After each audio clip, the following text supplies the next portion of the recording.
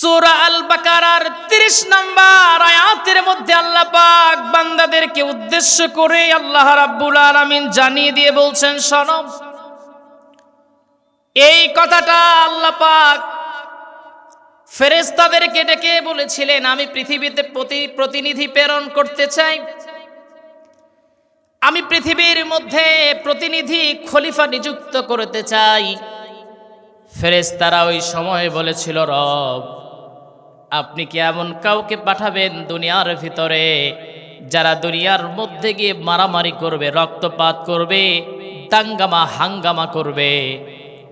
আল্লাহ পাক বললেন, ইন্নী আ'লামু মা লা তা'লামুন। আল্লাহ পাক বলেন, আমি যা জানি তোমরা তা জানো না। আল্লাহ পাকের ইবাদত করার জন্য ফেরেশতারা ছিল, খায় না, পান করে না, স্ত্রীর প্রয়োজন নাই।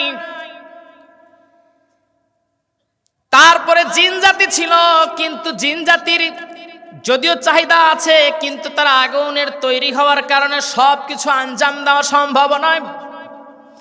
আল্লাহ পাক এই জন্য প্রতিনিধি দুনিয়ার বুকে প্রেরণ করলেন। এখন অনেকেই বলবেন, হুজুর, কি বৈশিষ্ট্য মানুষের মধ্যে আল্লাহ পাক দিয়েছেন?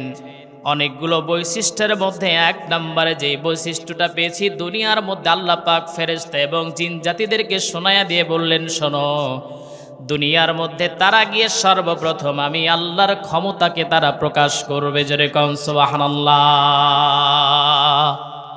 আল্লাহর ক্ষমতাকে কি ফেরেশতারা প্রকাশ করতেছে? জিন জাতি করতেছে? কারা করতেছে? আমরা। এই জন্য ইন্নী জাইলুম ফিল আরদি খলিফা। আমি যতটুকু কথা বলবো আমি কিন্তু বুঝানোর চেষ্টা করি এবং শিক্ষা দেওয়ার চেষ্টা করি, এখান থেকে কিছু নিয়ে যাব ইনশাআল্লাহ।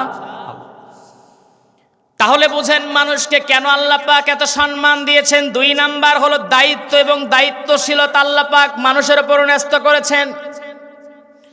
3 নাম্বার হলো আল্লাহর বিধি বিধান বাস্তবায়ন করার জন্য আল্লাহ রাব্বুল আলামিন এই দুনিয়ার বুকে খলিফা নিযুক্ত করেছেন, মানে মানুষকে পাঠিয়েছেন। আমার ভাইরা, আমার বন্ধুগণ, আল্লাহর বিধি বিধান বাস্তবায়ন তার মানে হলো আল্লাহ যে আইন দিয়েছেন এই আইনটাকে আপনার আল্লাহর জমিনে বাস্তবায়ন করতে হবে। সুবহানাল্লাহ বলতে পারেন নাই?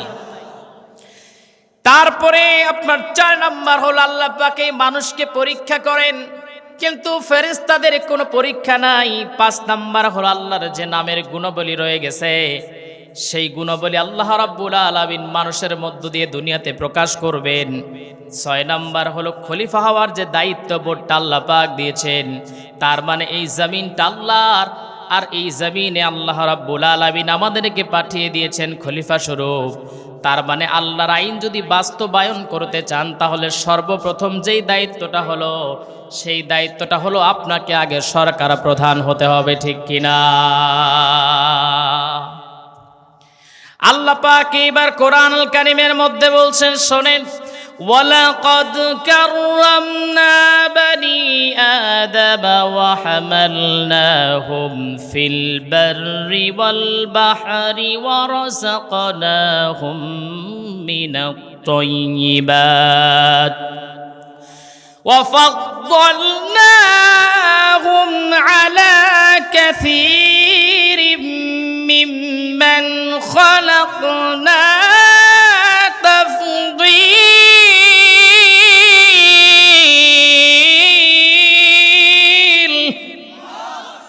আল্লাহ পাক বলেন, আমি বনি আদমকে মর্যাদা দিয়েছি, সম্মান দিয়েছি। এরপরে আল্লাহ পাক বলছেন, ওয়া হামালনাহুম ফিল বাররি ওয়াল বাহরি ওয়া রাযাকনাহুম মিনাত তাইয়্যিবাত। আমি তাদের চলার জন্য সাগর এবং স্থল পথে ব্যবস্থা করেছি। আল্লাহু আকবার। এরপরে আল্লাহ পাক বলছেন, ওয়া রাযাকনাহুম মিনাত তাইয়্যিবাত। আল্লাহ পাক বলছেন তাদের উপর আমি আল্লাহ পাক উত্তম রিজিকের ব্যবস্থা করেছি।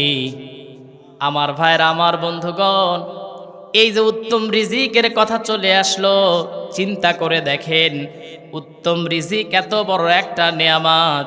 আজকে মানুষ এই যে ডাকাতি করে, এই যে আমার দ্বিতীয় মেহমান ভাই যিনি ছিলেন ওনার উপরে ডাকাতি হয়েছে গতকালকে সম্ভবত, না? গতকাল ডাকাতি হয়েছে, এই যে ডাকাত তাদের উদ্দেশ্যটা হলো এই যে হুজুরের থেকে টাকা নিয়ে ওনার ছেলে মেয়েরে ভালো কিছু কিনে দিবে, ওনার ছেলে মেয়েরে ভালো কিছু করবে, আর না হলে গাঁজাখোর, গাঁজা খায়। কথা বুঝেন নাই? এই কথাটা প্রতিটা প্রোগ্রামেই বলে। ঈশ্বর দিতে একটা প্রোগ্রামে গেলাম, আওয়ামী লীগ ওই সময় ক্ষমতায় চেয়ারম্যান সাহেব বলছেন, হুজুর আমি চলে যেতাম কিন্তু তেলাওয়াতটা এত ভালো লাগলো, আপনার বয়ান না শেষ করে আজ যাব না। সর্বোপরি বললেন বয়ান দিবেন, সর্বশেষ বলছেন, হুজুর শুনেন কি বলবো কষ্টের কথা। গত 3 দিন আগে একটা ছেলে, বাবা নাই, মাকে নিয়ে তার ছোট্ট সংসার, এই ছেলেটা ভাঙা একটা হুন্ডা কিনেছে, রাজমিস্ত্রির কাজ করে, রাতের বেলায় বাড়ি ফিরছিল, এলাকার কিছু যুবক ছেলেরা মিলে এই ছেলেটাকে হত্যা করে হুন্ডাটাকে বিক্রি করেছে, 2000 টাকা করে ভাগে পাইছে। এখন উনি আমাকে বলছেন, হুজুর 2000 টাকার জন্য একজন মানুষকে হত্যা করে, তাহলে তাদের টার্গেট হলো এই টাকাগুলো নিয়ে আমি নিজের পরিবারকে ভালো চালাবো, তাদের টার্গেট হলো এই টাকা নিয়ে অথবা আমি গাঁজা খাবো, মদ খাবো, ইয়াবা খাবো। এরকম লোক আছে না? এই যে রিজিক আমার ভাইরা, আমার বন্ধুগণ, কিন্তু না, আল্লাহ পাক বলেন ভিন্ন কথা, ওয়ামা মিন দাব্বাতিন ফিল আরদি ইল্লা আলাল্লাহি রিজকুহা ওয়া ইয়ালামু মুস্তাকাররাহা ওয়া মুস্তাওদাআহা কুল্লুন ফি কিতাবিম মুবিন।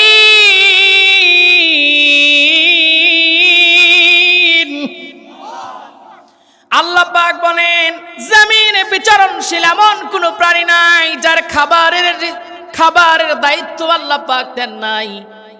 আপনারা এখানে আছেন, অনেকের বয়স 50 হয়ে গেছে, এখানে কি হাত তুলে বলতে পারবেন আমি এই 50 বছর জীবনে হুজুর বা মৃত্যুর আগ মুহূর্ত পর্যন্ত 10 টন খাবার খাবো? আছেন এরকম কেউ? 10 টন খাবার আছেন? সবচেয়ে বড় খাদক যে সেও পারবে? অথচ সাগরের ডন যাকে বলা হয় নীল তিমি, ব্লু হুইল, এই ব্লু হুইলের যে খাবার 1 লোকমায় খায় 4 টন খাবার। সুবহানাল্লাহ বলতে পারেন না? চিন্তা করছেন মস্তিষ্ক দিয়ে কখনো? 1 লোকমায় খায় 4 টন খাবার। কই মারামারি করছে? করছে না। আমার ভাইরা, আমার বন্ধুগণ, আল্লাহ রাব্বুল আলামিন পবিত্র কালামুল্লাহ শরীফের মধ্যে বলেন, এত স্মার্ট কথা কোরআনের মধ্যে আসছে, আমরা তো কোরআনই পড়ে নাই। শুনুন, আল্লাহ পাক বলেন, ওয়ামা খলাকাতুল জিন্না ওয়াল ইনসা ইল্লা লিয়াবুদুন। আমি জিন এবং মানুষকে আমার দাসত্ব, আমার গোলামির জন্য আমি আল্লাহ পাক বানিয়েছি। আল্লাহ পাক এইবার এত সুন্দর কথা পরের স্টেপে বলছেন। আল্লাহ পাক বলেন, মা উরিদু মিনহুম মির রিজকিন ওয়া মা উরিদু আইয়ুতঈমুন ইন্নাল্লাহা হুয়ার রাজ্জাকু যুল কুওয়াতিল মাতিন।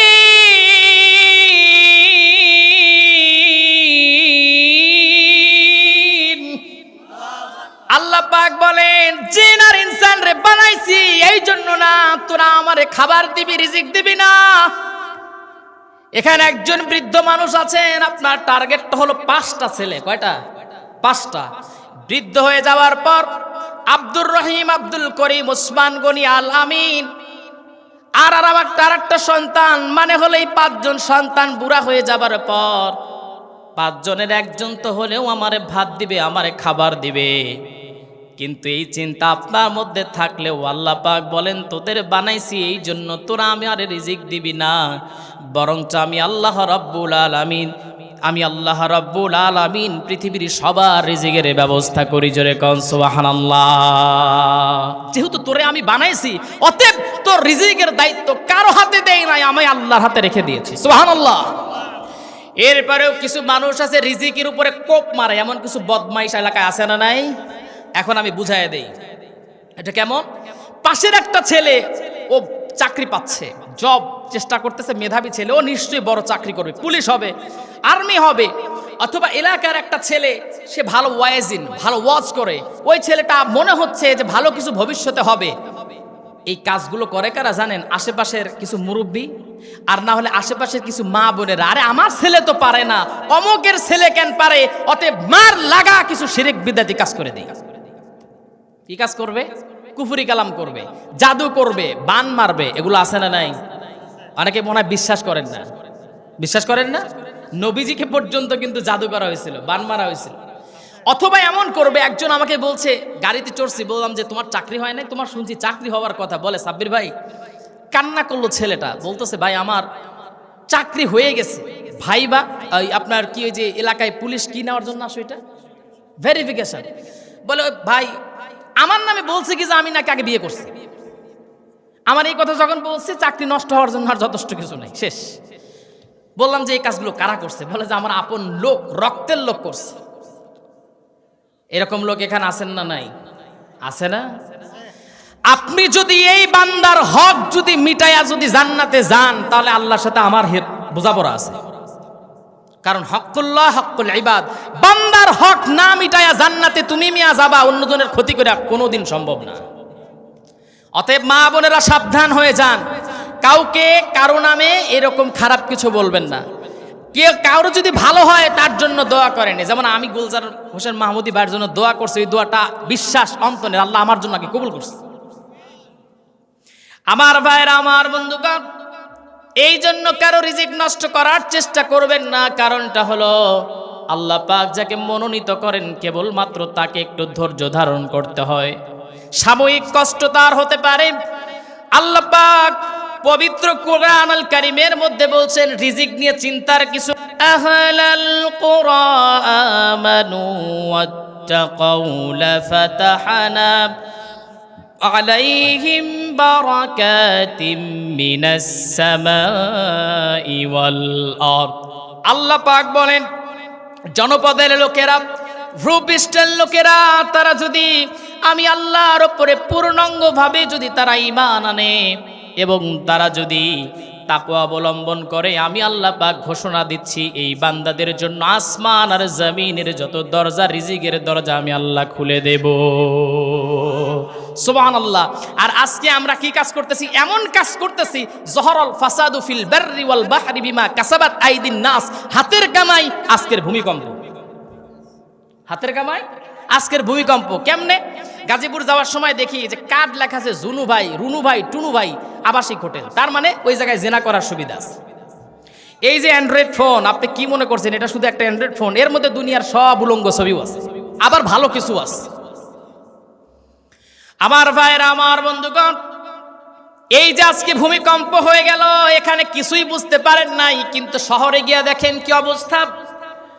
আল্লাহ পাক এখন দেয় আমাদের জন্য আসমান আর জমিন থেকে গজবের দরজা খুলে দেয়। আর আল্লাহ পাক বলেন যদি ঈমান আনো আর তাকওয়া অবলম্বন করো, আমি আল্লাহ ঘোষণা করে দিচ্ছি বান্দা, আসমান আর জমিনের যত রিজিকের দরজা, বরকতের দরজা, সকল দরজা আমি আল্লাহ পাক খুলে দেব। সুবহানাল্লাহ। আমার ভাইরা, আমার বন্ধুগণ, এই জন্য কিছু ঘটনা আছে। আপনি রিজিক নিয়ে চিন্তা, এই নিয়ে সেই নিয়ে চিন্তা না, চিন্তার কোনো কিছু নাই। আল্লাহ পাক বলেন যদি আমার সঙ্গে সম্পর্ক করো, সম্পর্ক করতে হবে দুনিয়াতে তিনজনের সাথে। কয়জনের? আজকে এই পয়েন্ট নিয়ে আলোচনা করব। তেলাওয়াত করেছি এখান থেকে, আমি অবশ্যই এখান থেকে আপনাদের কাছে বুঝায়া যাব, বুঝে যাবেন ইনশাআল্লাহ। এই তিনটা পয়েন্ট আলোচনা শুনে যাবেন কি? কারা কারা আগেই চলে যাবেন? হাত তুলে দেখান। আচ্ছা, কারা 50% শুনে যাবেন? আচ্ছা, কারা 100% শুনে আখেরি মোনাজাত করে যাব? কারা হাত তুলে দেখান। আল্লাহ পাক হাতগুলো কবুল করেন, বলেন আল্লাহুম্মা আমিন। আমার ভাইয়েরা, আমার বন্ধুগণ, এইবার আসেন তিনটা পয়েন্ট। আপনাদের খারাপ লাগতেছে? খারাপ লাগতেছে ভাই? এইবার আসেন তিনটা পয়েন্ট, তিনটা পয়েন্ট নিয়ে আলোচনা করব। আল্লাহ পাক বলছেন ইন্নামা ওয়ালিয়ুকুমুল্লাহু ওয়া রাসূলুহু والذين آمنوا الذين يقيمون الصلاة ويؤتون الزكاة وهم راكعون। আল্লাহ পাক বলেন তোমরা দুনিয়াতে চলার জন্য তিনজন রে বন্ধু বানাবা। কয়জন রে? তিনজন। এখানে যুবক ভাই কয়জন আছেন একটু হাত তোলেন তো। ইয়াং ইয়াং কয়জন? ইয়াং 40-এর কাছাকাছি এরকম কি আছে? আচ্ছা, দুনিয়াতে মানুষ সবচেয়ে ধোঁকা খায় হলো বন্ধুর কাছে। আজকে আমার মসজিদে 3 জন মানুষ আসছে, 3 জনের রিপোর্ট এক। আমার কাছে 3 জন আসছে, 3 জনের অভিযোগ একটা। প্রথমে যিনি আসছে, আমি ঢোকানোর সাথে সাথে আমার রুমে বলছে, হুজুর আমার ছোট একটা ভাতিজা আছে, ভাতিজা খারাপ ছেলেদের সাথে মিশে, এই পাশেই একটা মেয়ে কিছুদিন আগে ডিভোর্স হয়েছে, একটা মেয়ে আছে, ওর প্রেমে পড়ে গেছে। প্রথম কথা বলেছে কিছু খারাপ ছেলেদের সাথে মিশে, মানে বন্ধু, খারাপ বন্ধু। নামাজ শেষে একজন আসছে, বলতেছে হুজুর আমার ভাইয়ের একটা ছেলে, আমি গ্রামে থাকি, আমার ভাইটা এখন বর্তমান আওয়ামী লীগ করার কারণে জেলে, আমার ভাতিজা খারাপ বন্ধুদের সাথে মিশে, আমার ভাতিজাটা শেষ, আমি চাচ্ছি ওকে চিল্লায় পাঠানোর জন্য, এখন আপনি কি কোনো হেল্প করতে পারবেন? বললাম ভাই আমি আসি হলো 11টায়, 3টার সময় চলে যাই, আমি কিছু করতে পারবো না। আশেপাশে নাম বললাম, তাদের হেল্প নিতে পারে। তারপরে খাইতে বসছি, খাওয়া শেষ করে যখন বের হব, তখন আমাকে আমার মসজিদের পাশে যে দোকানদার, লন্ড্রির দোকানদার, খুবই ভালো মানুষ, উনি বলতেছে হুজুর আমি খুব বিপদের মধ্যে পড়ে গেছি। এই কথা বলে বেচারা পাগলের মতো হাউমাউ করে কান্না, এই যেরকম বাবাজির মতো বয়স। এখন উনি বলতেছেন যে হুজুর সমস্যাটা কি? আমি বললাম যে আসেন, আমার রুমে নিয়ে গেলাম। বলতেছেন যে আমার মেয়েটা পাশের একটা ছেলের সাথে প্রেম করেছে, ছেলেটা জঘন্য, ওর বাপ ওর মারে 3 বার করে তালাক দেয়, ওর মা দিনে 3 বার করে তালাক দিয়ে চলে যায়, আবার ঘুরে আসে। এইটা হলো মা বাবার খাসলত, ছেলের খাসলত না বললাম। তো বলেন এখানে কি সম্পর্ক করা সম্ভব? আত্মীয় স্বজন করা সম্ভব? তা আমি বললাম যে দেখেন কি করা যায়, আমি কিছু পরামর্শ টিপস দিলাম ওনাকে। এখন এই যে 3টা অভিযোগ, 3টা অভিযোগই খারাপ বন্ধুর সাথে, খারাপ ছেলেদের সাথে মেশার কারণে। এই জন্য আল্লাহ পাক বলছেন দুনিয়ায় বন্ধু বানাবা 3 জনকে। 1 নাম্বার বন্ধু দুনিয়ার অন্য কেউ নয়, 1 নাম্বার বন্ধু আল্লাহ পাক বলছেন আর কেউ হবে না। 1 নাম্বার বন্ধু তোমাদের দুনিয়ার মধ্যে আমি আল্লাহ রাব্বুল আলামিন নিজে। জোরে কোন সুবহানাল্লাহ। যিনি আমাদের রব, যিনি আমাদের পালনকর্তা, যিনি আমাদের লালনকর্তা, তিনি বলেন আমি তোমাদের বন্ধু হতে চাই, গোলাম আসো আমার সঙ্গে বন্ধুত্ব করো। আল্লাহ পাক বলেন যদি তুমি আমার সঙ্গে বন্ধুত্ব করো, আমার সঙ্গে যদি সম্পর্ক করো, আল্লাহু ওয়ালিয়ুল্লাযীনা আমানু ইউখরিজুহুম মিনাজ যুলুমাতি ইলান নূর। আল্লাহ পাক বলেন যদি আমার সঙ্গে বন্ধুত্ব করো, তাহলে অবশ্যই আমার একটা দায়িত্ব আছে, বন্ধু হিসাবে একটা দায়িত্ব আছে। সেই দায়িত্বটা হলো তোমাকে অন্ধকার থেকে আমি আল্লাহ পাক আলোর রাস্তা দেখায়া দেব। সুবহানাল্লাহ। আপনারা কি বুঝতে পারতেছেন আল্লাহ কি বলতেছে? আল্লাহ পাক বলছেন যদি আমাকে বন্ধু বানাও, তাহলে প্রথম আমার দায়িত্ব বন্ধু হিসাবে তোমাকে অন্ধকার থেকে আমি আলোর রাস্তা দেখায়া দেব। আবার পরের স্টেপে আল্লাহ পাক বলেন ভিন্ন কথা, যদি তোমরা আমি আল্লাহ পাককে যদি বন্ধু হিসাবে গ্রহণ না করে যদি ইহুদি খ্রিস্টানদের বন্ধু হিসাবে গ্রহণ করে নাও, তাহলে অবশ্যই আমি আল্লাহ রাব্বুল আলামিন তোমাদেরকে কি করব? ওয়াল্লাযীনা কাফারু আউলিয়াউহুমুত তাগুত ইউখরিজুনাহুম মিনান নূরি ইলাজ যুলুমাত। যদি কাফেরদেরকে বন্ধু হিসেবে যদি গ্রহণ করে নাও, আমি আল্লাহ পাক ঘোষণা দিচ্ছি যদিও তুমি আলোর রাস্তায়ও থাকো, আমি আল্লাহ পাক নিজ দায়িত্বে তোমাকে অন্ধকারের দিকে ঠেলে দেব। নাউজুবিল্লাহ। একদিকে বলছেন যদি আমার সাথে বন্ধুত্ব করো আলো দেখাবো, আর যদি আমাকে ছাড়া কাফেরদের বন্ধু বানাও তোমাকে অন্ধকারের দিকে ঠেলে দেব। নাউজুবিল্লাহ। প্রমাণ দেই, প্রমাণটা হলো নবীর দেশে বসবাস করা সত্ত্বেও কাফের বেঈমান মুরতাদদেরকে বন্ধু হিসাবে গ্রহণ করার কারণে 90 মুনাফিক এই সৌদি আরব রাস্তা অন্ধকারের দিকে। সবাই কোন ঠিক কিনা? আমার কথা কি বুঝতে পারতেছেন আপনারা? একমাত্র ইহুদিদেরকে খ্রিস্টানদের বন্ধু বানানোর কারণে সৌদি আরবের আজকে অধপতন। 2000 সম্ভবত কত সালে জানো, 30 সালের বিশ্বকাপ ফুটবল সৌদি আরব আয়োজন করবে। এই জন্য সৌদি আরব দায়িত্ব নিয়েছে কি জানেন, 100 তলার উপরে তারা ফিল্ড বানাচ্ছে, সেখানে এই ফুটবল খেলা হবে। এই জন্য হাজিদের টাকা ওরা বাড়ায় দিছে। জোরে কোন নাউজুবিল্লাহ। এরপরে মেয়েদের আরো অনেক বিষয় আছে, যাই হোক ওই দিকে যাব না।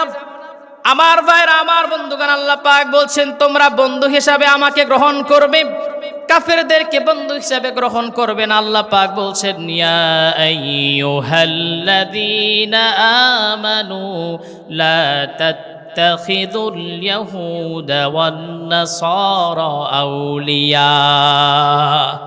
আল্লাহ পাক বলছেন যদি তোমরা ইহুদি নাসারাদেরকে বন্ধু হিসাবে গ্রহণ করো, তোমরা বন্ধু রূপে গ্রহণ করো না, কারণ এই বিধর্মীরা বিধর্মীদের বন্ধু।